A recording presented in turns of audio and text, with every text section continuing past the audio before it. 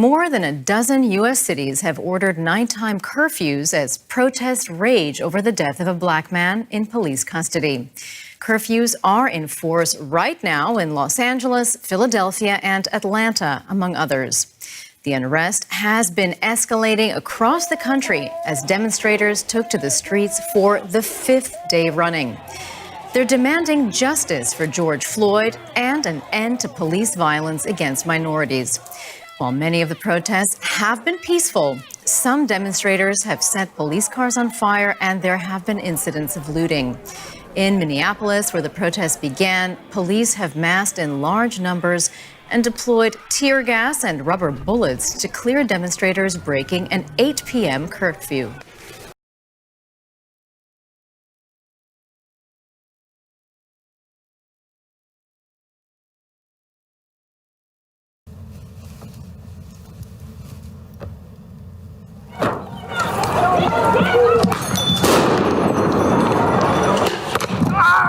Jesus Christ!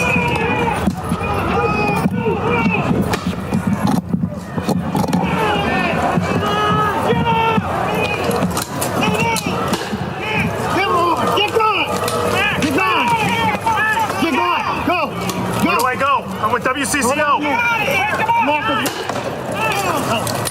That's a WCCO car. Where would you okay.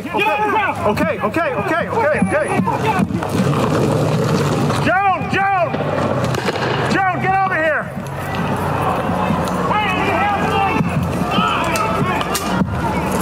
Joan, I'll just get my producer. You're under arrest. Get out. You're under arrest. Put it down. The man with your hands on your back. Okay. I'm not fighting.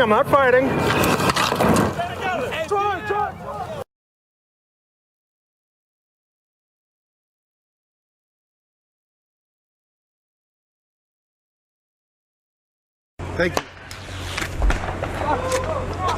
At us. Stefan was shooting at you. We're press! This is press, guys! We're media! Stop shooting at us! We're in the middle of a live shot! Hey, Berlin, you there? Go back here. Get the camera back. Stay by the car. Yeah, okay. You're gonna get maced. Five. Guys, come on! Yes, we are. We're doing a job. And this is the Senate press accreditation, so come on. Roll up on freaking cops, bro. We're not doing anything. Oh, you're gonna get arrested. All right, let's go then. I'm not gonna get arrested. Yes, you are. For what? Get in the trunk now. Where would you like us to go? Okay. Thank you, officer.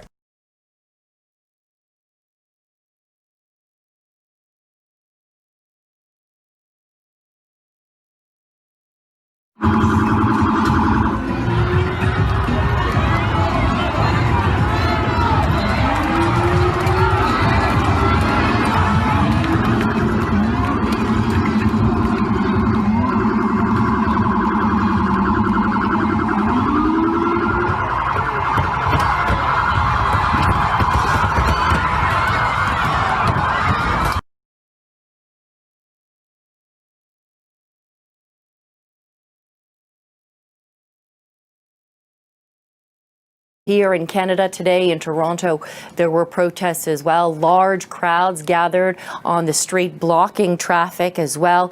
People protesting racism, both against the African Canadian community, the African American community in the United States, but also anti-Indigenous racism they were protesting. We saw smaller crowds gather in Montreal and in Halifax as well.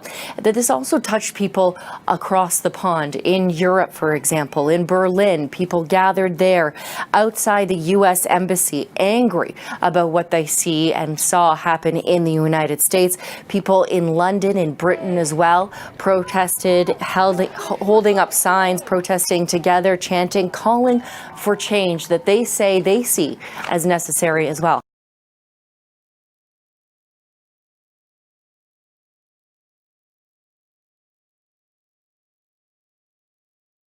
Let's begin this newscast with a big development coming in from Nepal as Indian Prime Minister Narendra Modi and his Nepalese counterpart KP Sharma Oli are likely to talk soon as Nepal's Law Minister tabled an amendment bill in the parliament to give legal backing to the country's new map. Now, the Nepalese government has approached a map which shows Indian territories as part of Nepal. The contentious map, which has ignited a row between Kathmandu and New Delhi, shows Indian territories of Kala Pani, Lepu Lake and Limpiadhura as part of Nepal.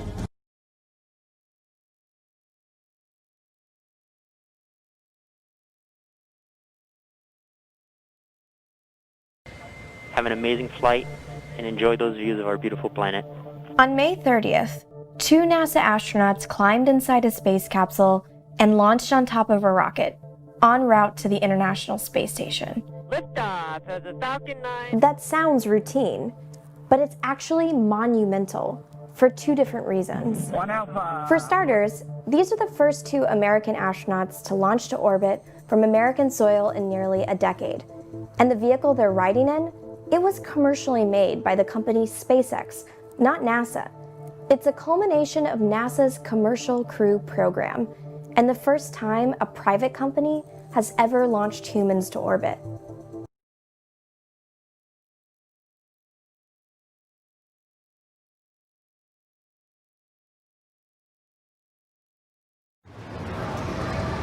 Portugal's largest recycling centre has a problem.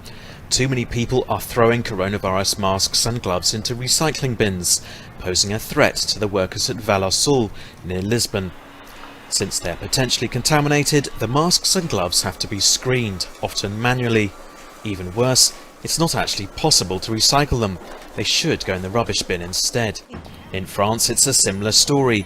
Too many gloves and masks are being thrown away carelessly. For the street cleaners here in Paris and elsewhere, it's an unnecessary extra risk they have to face.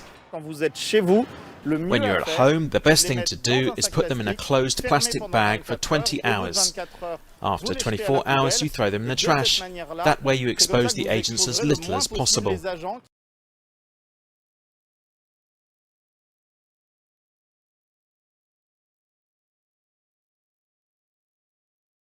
An investigation's been launched after a V-line train ran a red light signal and crashed through an open level crossing in Ballarat. 4 people were treated by paramedics, with the impact sending debris from the heritage-listed gates flying into nearby buildings. The 1016 from Southern Cross was due to stop at Ballarat, but instead it ran past the station and careered through the Lydiard Street level crossing that was still open to traffic. The train came to a stop, I'm told, some 600 metres beyond the level crossing. On its way through, the train demolished the heritage-listed wooden crossing gates, sending debris hurtling into the nearby Provincial Hotel. 4 people on board were treated by paramedics. The driver and a passenger were taken to hospital with minor injuries.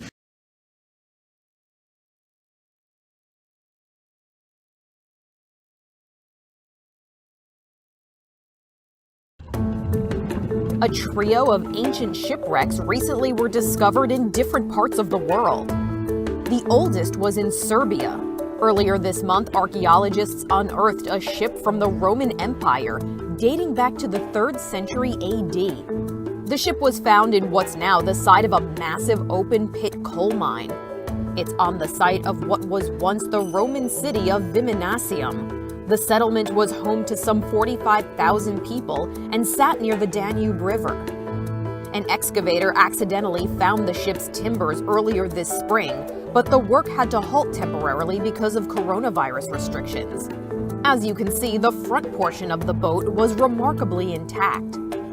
Researchers say the boat measured 19 meters in length. It had a flat bottom, a sail, and 6 pairs of oars.